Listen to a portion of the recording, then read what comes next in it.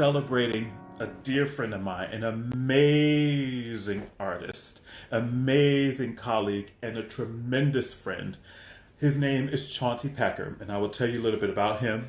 He is an exciting American tenor. Some of his 2019-2020 engagements include his long awaited but amazingly deserved Metropolitan Opera debut. Not in one role, not in two, but he came through the Met his first time with three roles in the highly anticipated new production of Porgy and Bess as Robbins, as Crabman, and then as Sport and Life. And I'm telling you, I saw them all, and he was absolutely amazing. But Chauncey has performed with the Nashville Opera, Mobile Opera, Pensacola Opera, Utah Festival Opera, Opera Grand Rapids, Des Moines Metro Opera, Opera Pacific, Teatro alla Scala, baby, the Opera Comique in Paris, San Francisco Opera. Like, the man has sung everywhere. In Verdi, in Puccini, in Mozart, in new works, the whole thing. He's just a phenomenal human being and a great friend, and I can't wait to share him with you tonight. So if you would join your hands in a social media round of applause for my dear friend, Mr. Packer. Come on in the room, Chauncey. Come on in the room, Chauncey. Come on, come on, come on. Hi. How are you? I'm good. Is my camera okay? It is. You look gorgeous. Hey, you too. Come on, color. Yep. Well, I was like, I have a star on with me tonight, so he had to come with the color. Yes, indeed. Oh my, you look great. Look great. You Hello, too, everybody. darling. How you doing? I'm good. I'm so blessed. I cannot Yeah. complain. Have everything I need, and I'm here. I have my health and friends and love, so I'm good. I'm good. Amen to that. Yeah. So, listen, before we get started, I want to have a toast with you because it is the birthday of our dearly departed brother and friend, the amazing countertenor Matthew Truss. We lost him too soon, and we are all still hurting from his departure to be with the Father and with the angels. And so I wanted to celebrate him today with a toast because, listen, Matthew loved a good glass of wine. Oh, baby. And Yes, so he did. I want to toast him and Yeah. celebrate him today. We love you, Matthew. We miss you, love you. darling. Yes. Cheers. Matthew. Cheers. Mm. He would love this one. He would, and I would have had him on this show. You know I would. He would have loved it. Okay. A show for stars. Of course, he would have loved this show. Yes, indeed. So, my dear, Yes. how have you been dealing with Miss Rona, Miss COVID-19, Miss Fire? How are you handling all of this? I decided coming into it to handle it the glass half full, and just definitely try to seek light, seeking light and love, and definitely decided to let myself be with myself and be with me and my maker, and in this house, in this apartment rather, here in Harlem. So that was the plan, and that's how it's gone through. And I've been very blessed. I'm right here in Harlem, in New York, where I have everything in proximity to what I need. The laundromat across the street, the grocery store, the pharmacy, everything I need is right here. So I'm super blessed. And I was able to finish the job at the Met and a couple other gigs. So I'm just thankful. I'm very thankful. So when I came into this, again, unaware of how hard it would get and how much it would be, Yeah. that was the choice, and it's paying off, and I'm thankful. And yeah, so it's not been easy. Amen. It's not been easy. Amen. Well, you have some blessed. friends. You have some friends and faces. Mariana's here, and Hey, Mar. La Slack, Dame Karen Slack is here. She's toasting as well. What's going on, Hey. Chief? Salud. Salute to the Dame. Um, so yeah, I wanted to share you with the Black Opera Live audience and let them get to Yay. know the man behind the amazing entertainer that I know you to be, that I am so excited to support and just celebrate and love up on. So would you tell us how how the bug of opera got to you? Where did you grow up? Where did you go to school? How did music figure into this whole thing that has become Chauncey Packer? Yes, Packer. I'm a country boy from. I was raised in Alabama, born in Florida, raised in Alabama. So and then I moved from Alabama to go to grad school at in Louisiana. So I mainly lived in the South and I'm true Southern boy. Always say I'm a country boy that has to go to the city. Right. But I grew up singing in the church. We grew up Pentecostal in Alabama. And my mother was the pianist of our church, and my father played guitar, and they would sing duets and just tear the church down. So Wow. I come from singers Yes. and instrumentalists and musicians. So Yes. that's where I came from. So ever since I can remember, my sister and I we were singing duets in the church. We just grew up singing. We harmonized with commercials. It was in our bones. So I grew up in the church, and then I went through grew up in Fairhope, Alabama, outside of Mobile. Uh-huh. Had a wonderful education there, and then went into college as an engineering major, and decided during that process that to change to art and then music. Um, Okay. to back it up a little bit, I had a fantastic, she was my English teacher, creative writing teacher, Mhm. all of those. In when I had her in several classes in Alabama, Miss Pam Turner. She taught my mother, when my mother was doing her student teaching to become a teacher. Okay. So she knew a little bit about my family. She geared me. She knew that I was a musician, and she geared me through into theater in high school, and then geared me into music to apply for a scholarship at the community college that I went to school. Okay. So she was very helpful in gearing me to music and theater and arts. So I'm very thankful to her. But then I ended up in at a community college and changed majors from engineering to music, and decided to I studied with Ann Stewart there in Bay Minette, Alabama, at a Uh-huh. community college. She geared me to opera.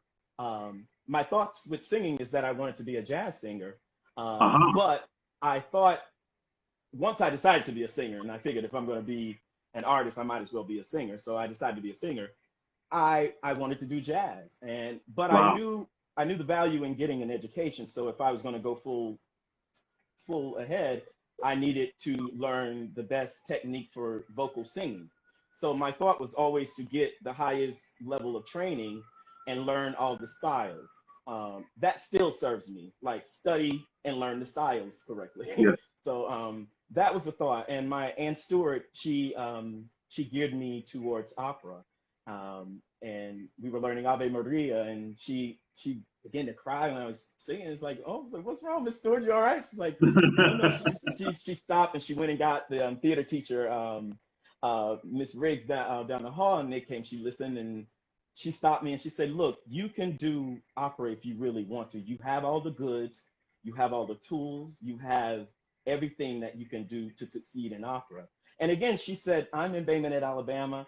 I Yeah. don't have things to give to you, but I can put you in touch with the opera company. She called that day, got me an audition for the opera company, and I was accepted to the chorus, the volunteer chorus. Um, Wow. and the Now, first, before that, had opera been in your realm of listening, or did you like it? Did you know what it was? I um, I knew about opera. It wasn't in my realm per se. We grew up in the church. It was Pentecostal, so we had a very strict sort of religious kind of upbringing to where we could only listen to gospel and Christian music. Uh-huh. Um, but one thing about that, my mother was very smart, and in teaching us and making sure we knew how to respect people and how to respect anyone who's presenting. And that started in the church. If there was a Mm. minister up speaking, if there was someone up singing, you couldn't cut up and you couldn't, not pay attention. You couldn't talk and play and Right. disrespect someone. So I learned from my mother and my family that whatever kind of music it was, respect someone when they're presenting, at least take it in. And my mother was big on that too. If we ate something, she said, never say it's nasty because she wouldn't want to hurt anybody's feelings. That's Southern love. Don't Mm. go to this people's house and say their food is nasty. Don't do Right. that. She said, if anything, if you don't care for something, say I don't care for it. That's not for me, and no thank you, or it's Yeah. not for me. I don't care for the taste, or something like that. But don't say it's nasty. Don't be rude. So when the first time I remember hearing classical singing, I was in the elementary school, and it was sort of, I fed off my classmates, and we all kind of giggled at first, as children would do something new.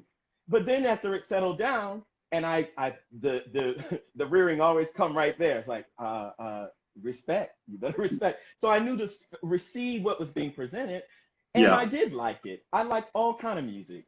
Yeah. So that in my high school years, our church went through a different change, and I lost my father in high school, and around that time, my mother just decided to loosen the reins in our house of Gotcha. all the religious restrictions. Yeah. Um, we knew we were children of God, so and her thought was, look, I'm going to relax these things. If anyone has anything to say to you all as children, Yeah. direct them to me, your mother. So that's the way it was. But she was really big on teaching us respect. So when I Yeah. did hear all types of music and different types of things, I absorbed it like a sponge. Yeah. Um, in high school, I was in Walmart digging through the tape cassette bins, just buying $2 tapes of anything and Didn't you everything. love that? Did you have the 1 penny subscription to Columbia House where you got all the cassettes? Of course I did. Look, I I spent think some I money still on owe them all of that. $5. I spent buku money, but got great recordings. Oh, you remember those Doro recordings? Those live Yes. Doro. Oh, I miss my recordings. A lot of stuff I lost in my house in Katrina, but it's like, man, I miss my CDs Oh, and my that's cassettes. right. I miss my stuff. But yeah, those were great. Those again, another way just drinking in music. Yeah. Those CD things. So you Fantastic. said that you experienced Hurricane Katrina, Yes. probably one of the greatest natural disasters that the planet has ever seen. How did that have an effect on you as a person, as an artist? How did it affect your family? Where did you go? How did you survive that? Um, it was hard. It was really, really hard.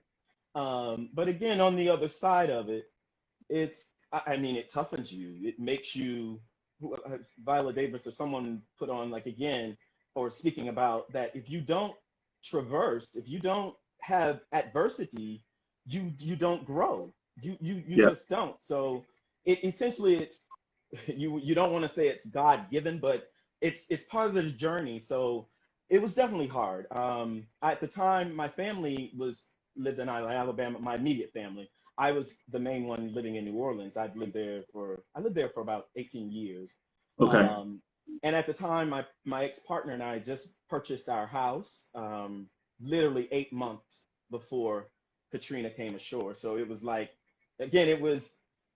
I think about it. I was telling my roommate Angela, I had a moment when this shutdown happened that my whole instinct of survival sort of retorted back to that a time after Katrina, and it was that Uh-huh. whole feeling of uncertainty, and it was a similar kind of situation where there was so many great things happening for me, for my career, for life, and then all of a sudden it was Mm, the whole world changes. So it's a similar type of thing. Then at the time I was working quite a bit, really singing, and again my partner and I, we bought this house. But that was sort of a good thing that we had really good insurance, and the insurance covered us at the time, and we that's had some great. some savings to live. Mhm. So, but it was very, very tough. I think about at the time how, again, at the time I just decided to go through that and try to look at my blessings, because I knew so many people who had worse fate than I had, that my Yeah. house was flooded, and yeah, it was a new house and new furniture, all those kind of things, but those were things. And so I really was given the lesson at the time that those are things, and things could be replaced, and that Yeah. what you get out of a situation like a Katrina is, my ex and I, we know we're family. Our relationship, quote, didn't quite work per se, but we decided to embark on the new thing that we're family. We've been through worlds and life, some of the worst, Yeah. so that's what you come through with these things. You learn what's really is real in the world is friendships and love and people being there for you, and compassion and Yeah. humanity. That was another big lesson that I was taught from Katrina. I was somewhere in Pensacola singing a benefit concert to raise money for people there, and a man came up to me. Again, I hope we get back to some compassion during times like that. We need it more in this time. But a man came up to me who I would perceive to be a redneck, um, for the lack of a better word, being just a prejudiced judge on that. Um, but came up to me at the concert. He said, "Listen, great singing today." He said, "Listen, I hear you're in New Orleans. You're part of the affected." And I said, "Yeah, but again, there are people. I'm very blessed, and there are people who are affected worse than me." He said, "Here, put this in your hand." He said, "Apply this to your life, or whether you put it in your house or whatever. Don't put it in this benefit." He said, "This is for you from me." That man gave me like $400 right there, cash. So, Wow. I mean, that's just one of the stories from Yeah. people, strangers around the world, and friends from around the world, colleagues. A friend of Yeah. mine, Josh, at the time, he got a settlement from a motorcycle accident. He's like, I want to help. So he sent me a check. He said, "Buy your washing machine." When he sent me a check. Some friends who just, like, "Well, I want to do something. I know you." So again, I hope we get back to n- not seeing what our differences are, but seeing on a humanistic standpoint of, what do you need from Yeah. me? I'm your brother. I'm your sister. We live in this world together. You are in need. How can I help you? How can Absolutely. I hear you? How can I give on just a heart level? So it was a hard time. But again, New Orleans rebounded. Yes, it Um, is. it's still rebounding.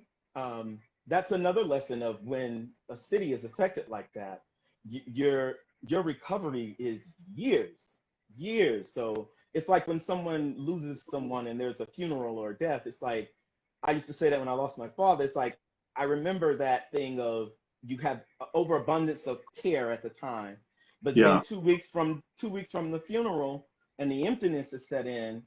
It's Yeah. like, ah, Yeah. it's like you still need care. You still need some Still care need at this care. time. And the people have stopped bringing casseroles over to the house and cakes and Yeah. stuff.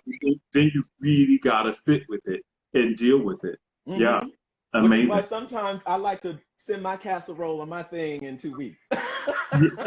just because I remember that's one of those things. It's like, because again, we're not just a statistic on a paper. We're Yeah. not. I also think of, I had an audition recently for a man that I worked for, a company that I worked for, that I had a gig 2 years or a year after Katrina. And at the time, again, I was trying to put my life back together, and I was drinking a lot, and I was going through depression, and Mhm. just trying to make sense of it all, and literally put your life back together. But again, I was blessed, and I knew I was blessed. I was able to have jobs, and so I went to do this new piece, and the role that I had, I was okay prepared, but I was just not in a good headspace, and money was difficult, so I didn't have the money to go get the coaching that I would have been to be able to be prepared. Anyway, I had whatever I had, but I arrived. I was prepared enough for the role, but then I was covering a role that I was not so prepared with, and again, just not mentally healthy, very healthy. I was drinking a lot, and I remember being exposed at that coaching, of the cover, and it was just heartbreaking, because I again Mhm. I didn't feel like I didn't have the full tools to deal, but I was going along, just kind of, making do.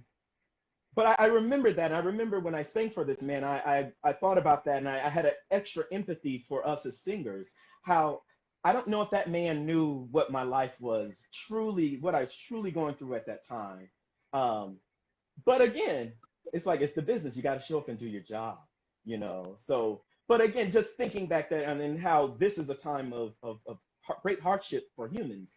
I Yeah. hope companies come out of this. I hope we all come out of this with a bit more human empathy for other people and their situations, and even for ourselves and our own situations. Yeah.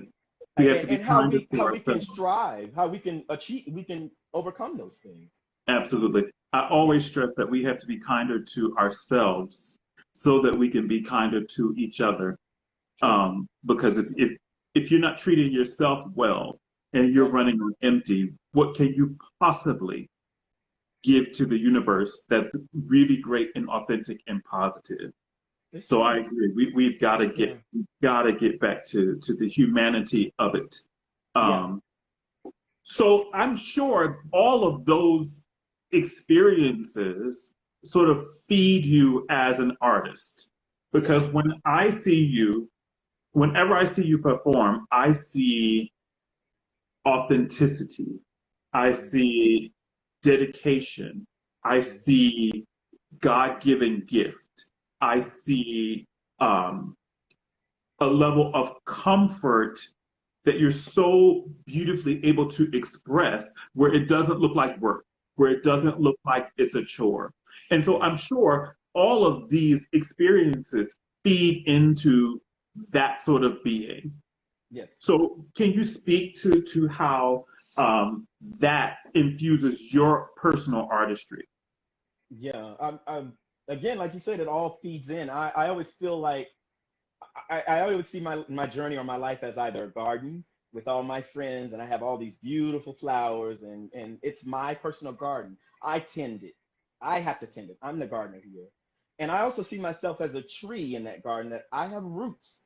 And again, I share roots with these other flowers and other trees, and again, I've had to make sure where my roots go, or where I'm planted. Part Yeah. of it is dictated by my situation and my life. And what's the book, the Four Agreements? There are Oh, so many agreements made for you in this world before you even get here. But yeah. your job as your individual and your responsibility as your own person is to decide for yourself whether you want to keep those agreements and whether they suit you or not. So I've been planted, in the South, and with my people who are loving and fun and musical singing people. I decided to keep those kind of roots. I want to keep those roots. But there are things, again, the storms and Katrina and different things that happen to you in life, and branches being cut off that you didn't expect to be, Yeah. those kind of things. I think we as performers, that's the great gift for us, Yeah. is life. Again, I think about a quote Betty Davis said in an interview. She was sitting there with this pillbox hat and this veil on, and they said, Miss Davis, they say your acting is over the top. She said, of course my acting is over the top.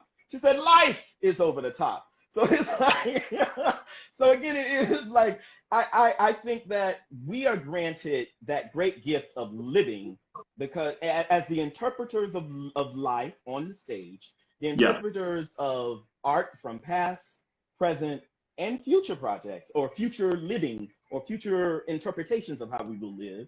Yeah. We as artists have that great gift to actually to live life. Yeah. So, and when we actively live it, you actively see what the love is. You actually give, you actually receive, and you actually give and take. Then your job essentially should kind of become easier if you really take it in, and drink life, and live it, and receive, even listening and watching, Yeah. which is a lot of what we do when we're on stage conversing as an actor. It's like I listen to what this actor's saying, and then I respond. So when we do it in life, that's the great study. So I think it's a great luxury that I get to interpret what a composer, or a a person. The character is a person. A human being is trying to express. And Mm-hmm. what an acting teacher told me one time with musical theater, he said, think of the song as you have all this dialogue. So when the song happens, it's elevated. It's dialogue that's elevated, that it has to be sung. This Yeah. expression right here has to be sung, that it's so important. So I look at opera as the whole storytelling Oh, yes. is that important. It's that important. Is that important. You And know, so go ahead, please. the great Meryl Streep said that every actor should learn how to sing because Mm, singing is the ultimate expression of speech, the ultimate mm, expression of dialogue. And I've mm. always kept that because, for me, she's just everything Oh, when it comes oh, to truly, somebody truly. acting. And she can sing too. And so I Oh try to yeah. do that as well. Just amazing, amazing concept. Yeah, yeah, yeah. I have some. I was in here meditating the other day, and I had my positive vibration music on, and doing my little yoga and stretching, and had the window open, and a little bird. It was past morning, so it was not the time where they usually sit outside and do their little singing. But this little bird, she sat on my windowsill, and she heard those good vibrations, and she chirped and chirped with those good vibrations. I love it. And again, it just I stopped to listen. And it's like, oh, she feels this vibration that is a frequency, and it's Yeah, like that made her feel good. So she sat outside the window and chirped with it and sang with it. It's like I love it. I love it. it's like, And oh, that's it's how so important that interesting. singing is. Yeah, yeah. Right before this interview, I was in here chirping myself with Whitney Houston, Oh, and she was singing "Step by Step," and that's one of my anthem songs. woo! Step Come by on, step, day by day, you talk know, about one of the best chirpers. That one of the she could best chirpers in sing the and could chirp. world, in the world. And so and she was getting me in my mood for today. I Yeah, love yeah, it. I love yeah. it. Oh So, yeah. will you talk to us about the piece that is both beloved and cherished and controversial? Hmm. It is both like our friend Laquita says, a rose and a thorn. Hmm. And I want you to talk to us about Porgy and Bess and your journey in it because you, I have to say, this is just me. You are probably the best sport life that I've ever seen in the world, like ever on the planet, point blank, exclamation point. And you've done it everywhere that one would think it needs to be done. In all of the biggest, most important places, it's immortalized on DVD through San Francisco. You did it at the Metropolitan. You did it at Teatro La Scala. You did it in Paris. You've done it on tours all through Europe. What does Porgy and Bess mean to you?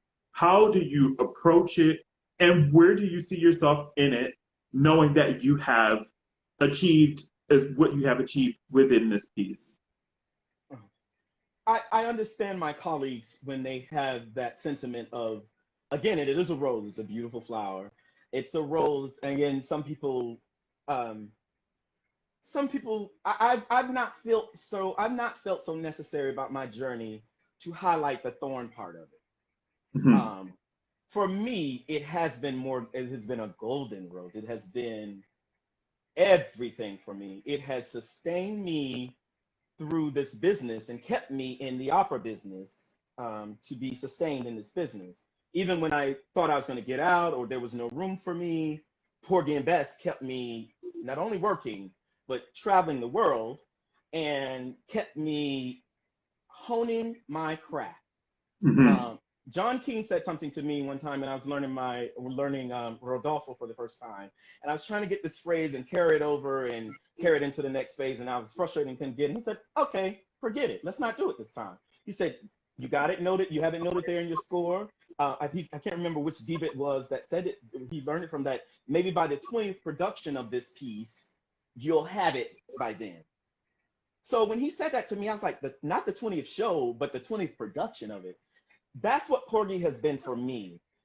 I've been able to hone this one role and not be satisfied with it and with my portrayal of it at this night or the next night, to say it's going to be different, it's going to be better the next time. I can find something new. I can find something. It gave me the great gift of what now I've adopted as my craft, my how I want to eat up a role, how I want to, how I should be eating up a role, how I should read Porgy, how I should not only study whoever presented this role, how I should know who this man is, how I should study all the characters. So studying this and the opportunities to study a great score over and over and over again and find newness and hear newness is a great gift.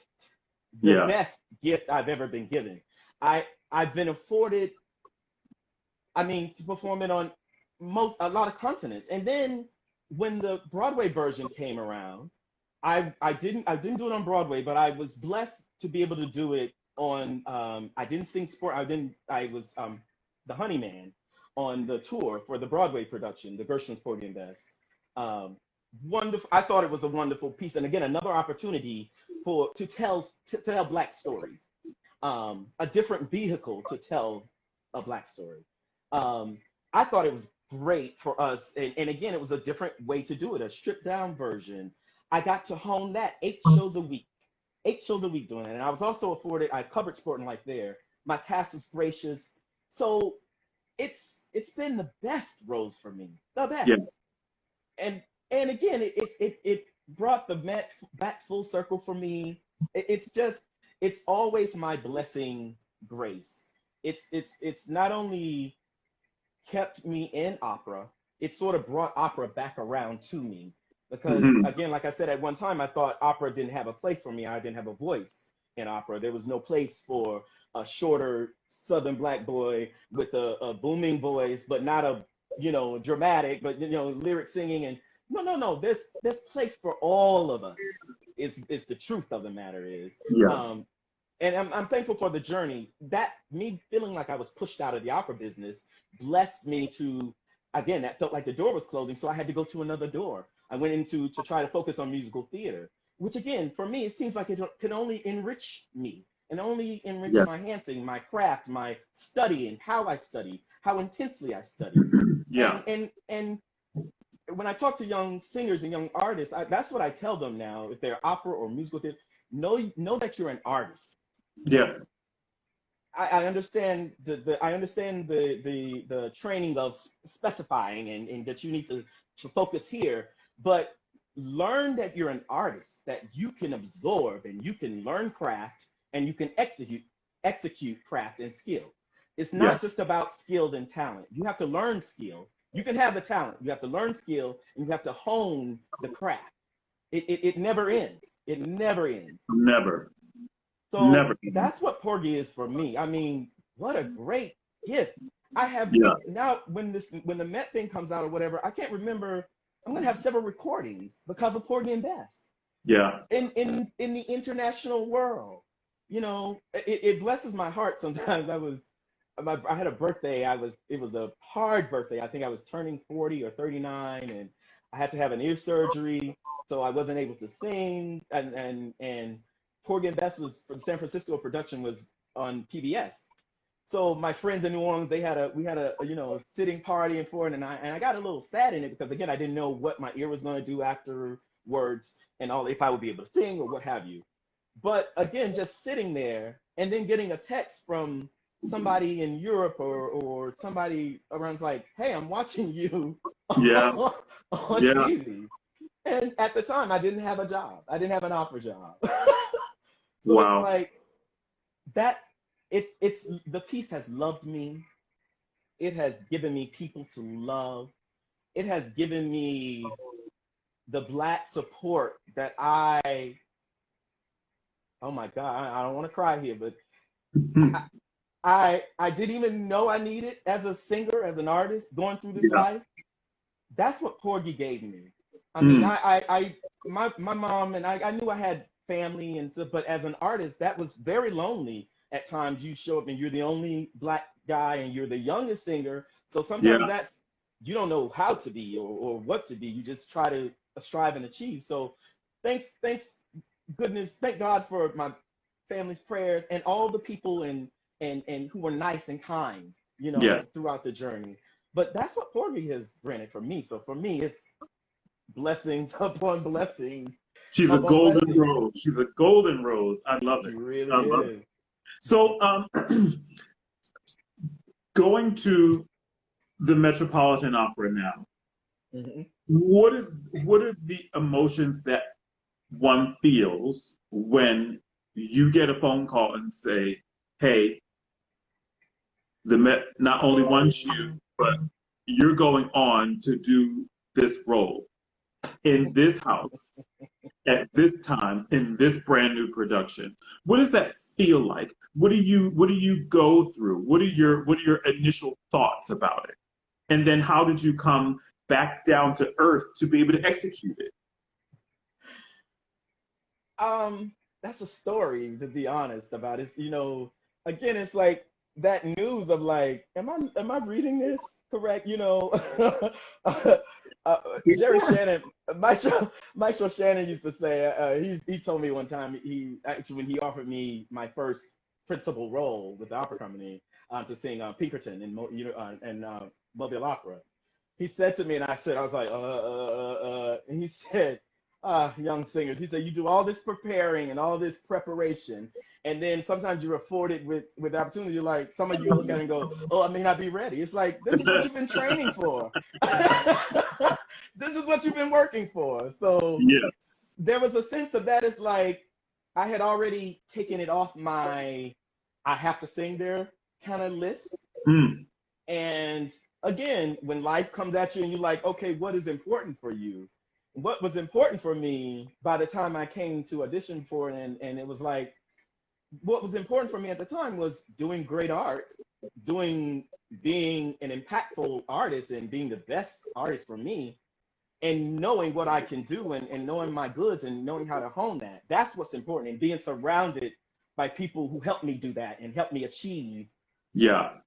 the exchange that we had with the audience and the best. So that's what I've always loved. I mean, you're a working artist. Sometimes you can work at a house that you may not be getting a nice check, but you've created with your colleagues and the director, Mhm. you've created some of the best art that you've ever been a part of at a Yeah. small company somewhere, or sometimes at a big house, but sometimes in a rehearsal room. Yeah. So those things of, okay, it's the Met. It is the Met. Don't get me wrong. And that I will always say that was something, there's a pride, there's a history, there's a legacy there, Yes. And again, it's that stage, there's nothing quite like singing on that stage and presenting how we present. And yeah, so there's a fit there that just is there. Yeah. And to get that call or that email, is like, okay, I deserve to be in this piece. I have history with this piece. I know my validity. I know what I'm worth. Actually, I deserve this. But to look at my blessing and go, this is my opportunity now to come into this Yes. house and say, I'm very thankful. And it's a promise that I prayed about, that I kept saying, is like, I'm going to do Sport and Life on that stage. It's something that I felt like God had given me, and I kept saying it even before we got there, before Yeah. my audition. When I had my audition, it's like, if I held fast to what I knew and what I felt I knew I would do Sport and Life on that stage.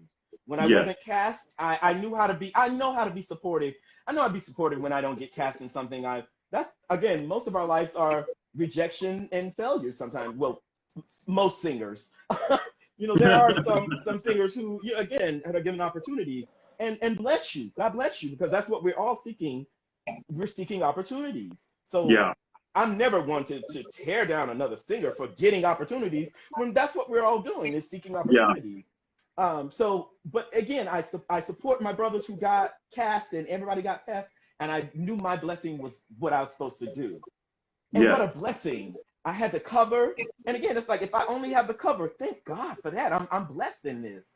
And able to go on stage and present two characters in one show, Robbins and Crabman, it's just a blessing.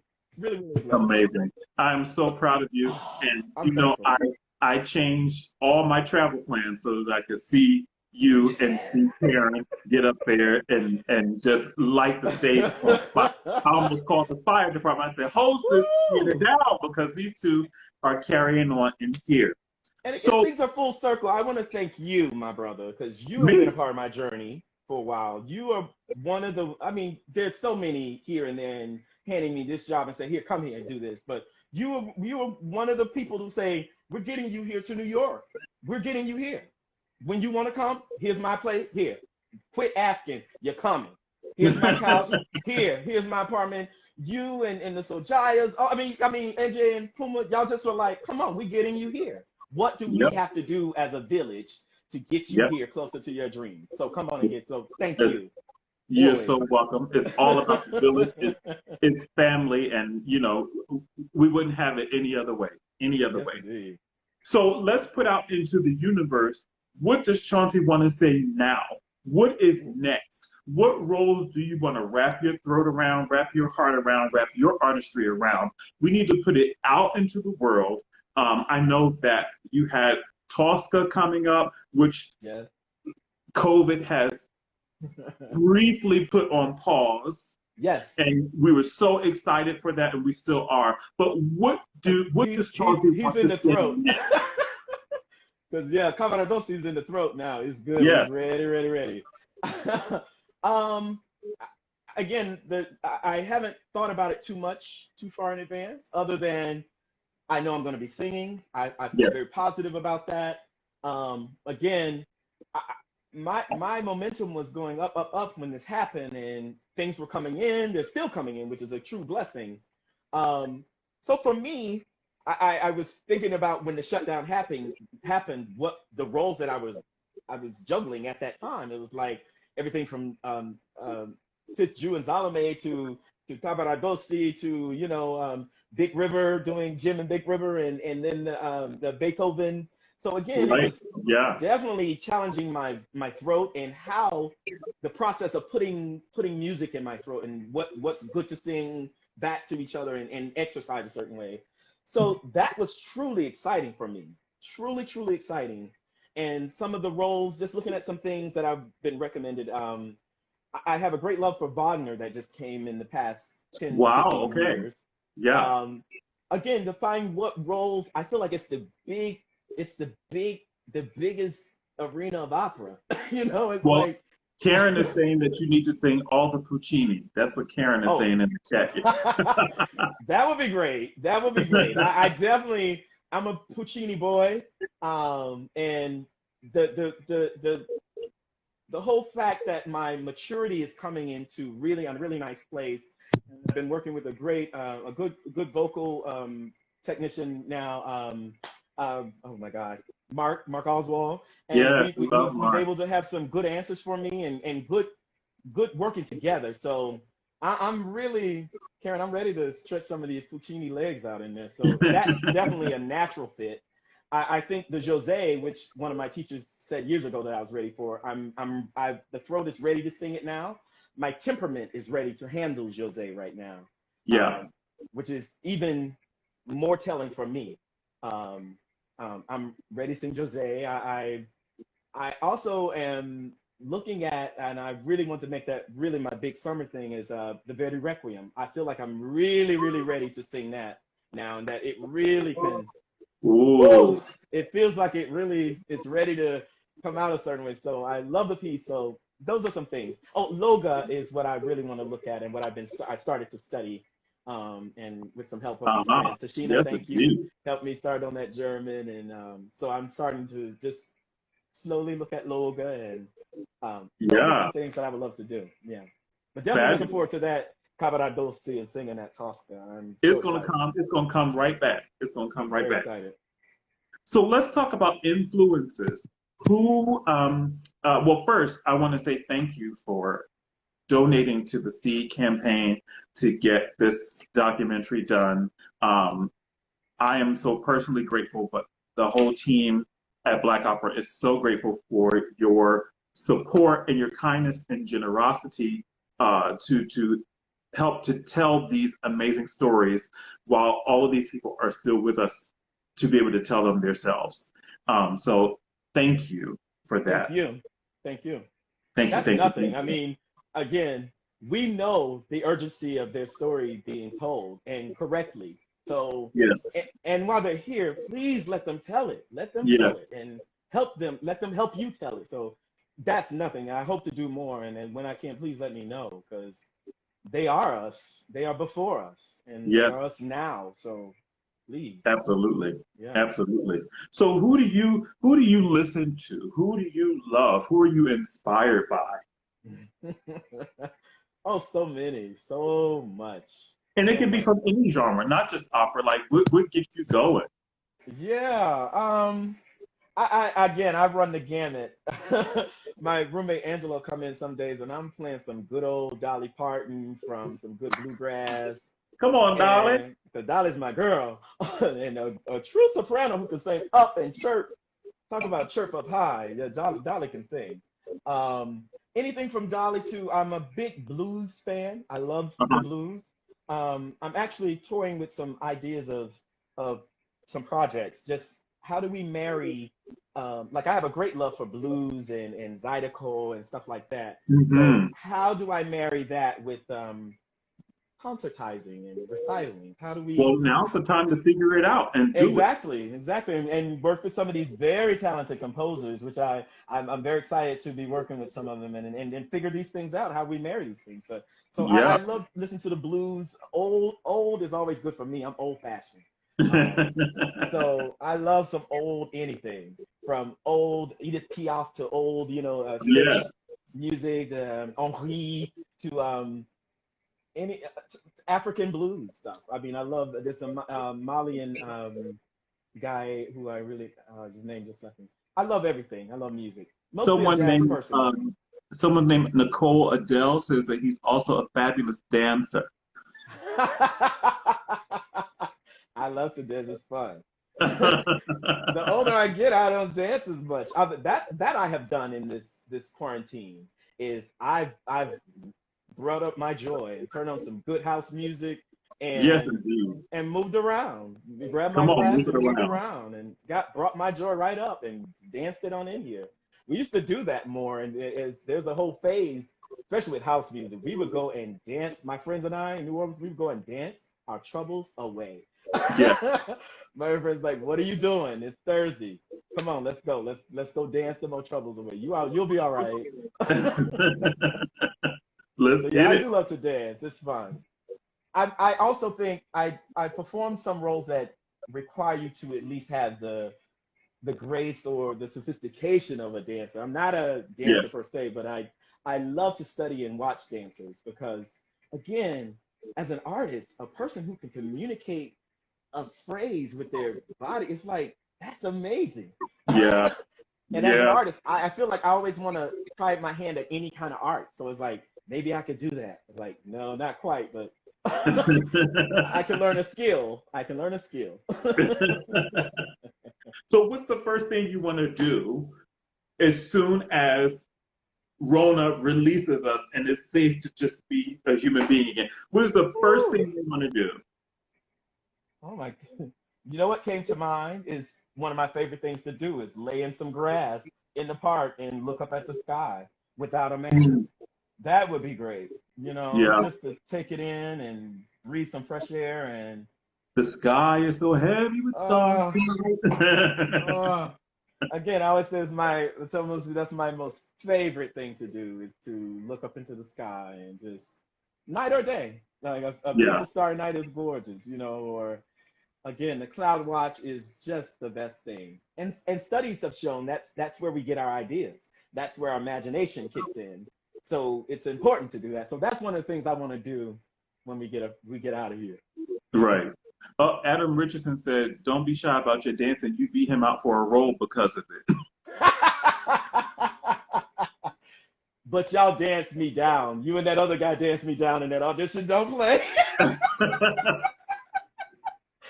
Don't play. Woo, y'all danced me down. Amazing, amazing, amazing, amazing. So, how do we keep in touch with you? Where can we find you? What's your website, your social media handles? How does the Oh world goodness. keep their eye on Chauncey and what he's doing? Okay, I'm trying to get better at this. I'm really Yeah. trying to get better at this. Because I always say I feel like I'm a private kind of person and I'm simple. I like to get fancy and go do opera and I like to eat an 8-course meal somewhere, but I also like to just be a simple boy and sit down somewhere in the corner maybe.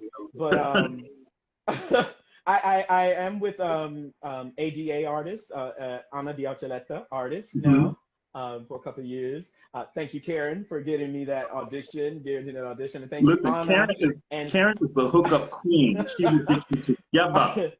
and thank you, Anna and staff, Sean and Katrina, all of y'all that you are at the forefront fighting for us in this pandemic. So big shouts out to them. They number one, they believed in me when I went to sing for them, which was huge for me, really, Yeah. really huge for me. Somebody who had kind of felt like I was on the outskirts of a business, and for them to hear me and say, no, not only do you have a place in Porgy and Bess, but the world of opera needs to hear you and they Yeah. need to make way for you and make place for you. So big shouts out to them.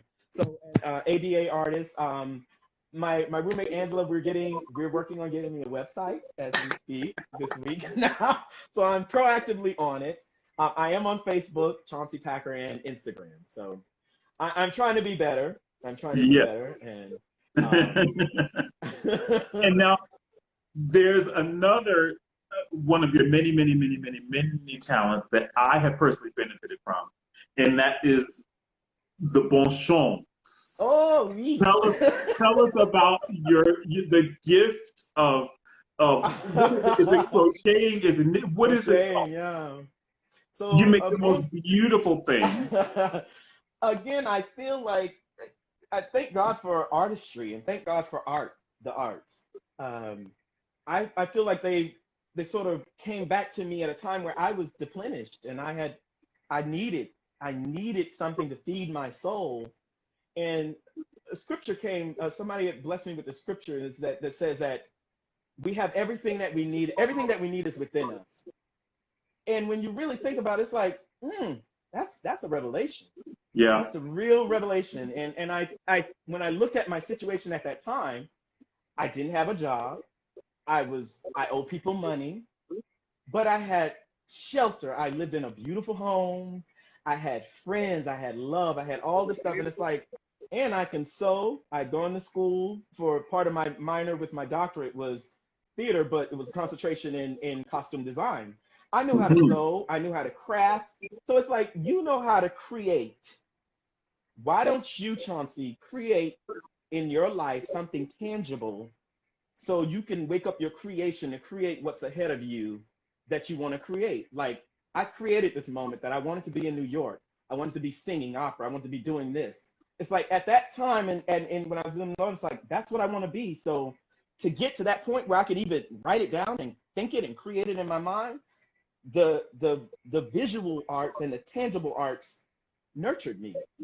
So my ex mother-in-law, she taught me how to knit. So Sandy Robinson, love you, Sandy. God rest her soul. And one of my big supporters and big fans for singing and as an artist. Again, it was like it was just she's an amazing woman in love. But again, she nurtured that and helped taught me how to knit. So I learned how to knit. So I was like, let me try my hand at anything I can try to do. I Yeah. draw, I sew, I learned how to crochet. Sarah Norton taught me how to crochet properly. It was like once I did, there was a group of us on when I was on Cinderella Broadway tour. We formed a little gang that were a knitting gang. So we did these projects. We would make gifts for the castmates, or we make projects to give for charity and things. So they were great, and the things we could create just by thinking and trying to figure out what skills we need to do, they Yeah. helped me and nurtured me to think I can make anything that I want to make. I just need, again, I've always thought that if I know how to do something, if you show me how to do it, I can do it. Yeah. So that's where Bon Chance came from. And I asked friends on Facebook, which name they thought was good, and most went with that, Bon Chance. So It's a that's my fabulous little, name and I fabulous mean, products. I love it.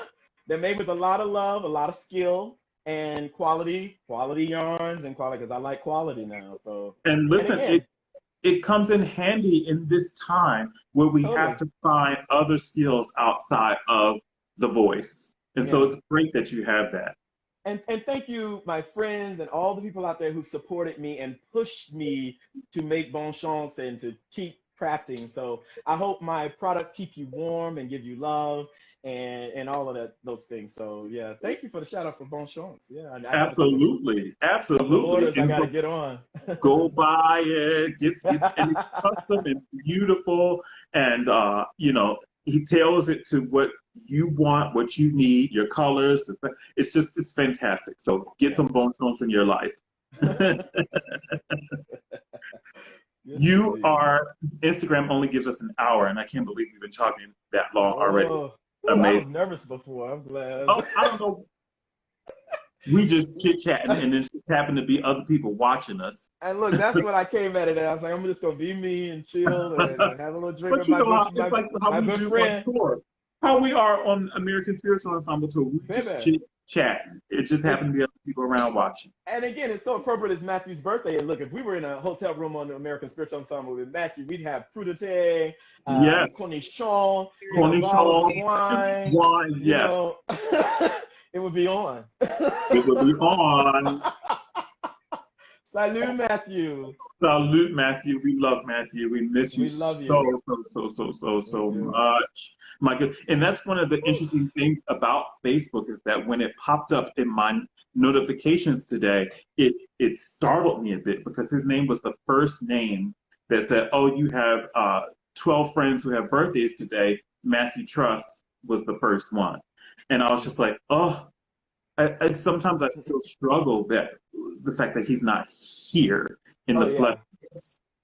Yeah, I had a moment not long ago, and again, it was a similar thing with Lim that I would go to my phone to like, oh, I need to tell him something. Oh, he's gonna find this. He's gonna think this is funny.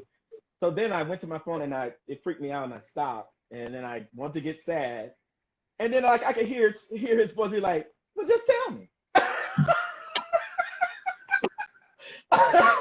So then I'm crying and laughing, and then I'm trying to speak it out loud, and and it's funny. I could hear him laughing at me. It's like, okay, if we speak their names and talk to them because they are with us, they are with us. Yes. If we keep our ancestors alive, if we honor our ancestors, they're with us. So honor and love to Matthew. He's with us. Yeah. Absolutely. Well, I'm so happy that you came and hung out with me, Kenny, and supported me, and it's just always, so great to have you. Always, I love you, and you really are about it. You really are what you say you are about. You're about helping Black singers come up, and you put your money where your mouth is. You put your work where your mouth is. You get out there and you pound the pavement. I don't know who all knows it all the time, but you do. So thank you. And, thank you, darling. And to our 5 that you are featuring, thank you. Thank you so very much. I mean, you have fought for us and not been always giving your just due. But even beyond that, you still achieved. So thank you. Oh, thank you. Giving me a countdown. So we got to run. But I love you. I'll see you next week, everybody. Ciao. I love y'all.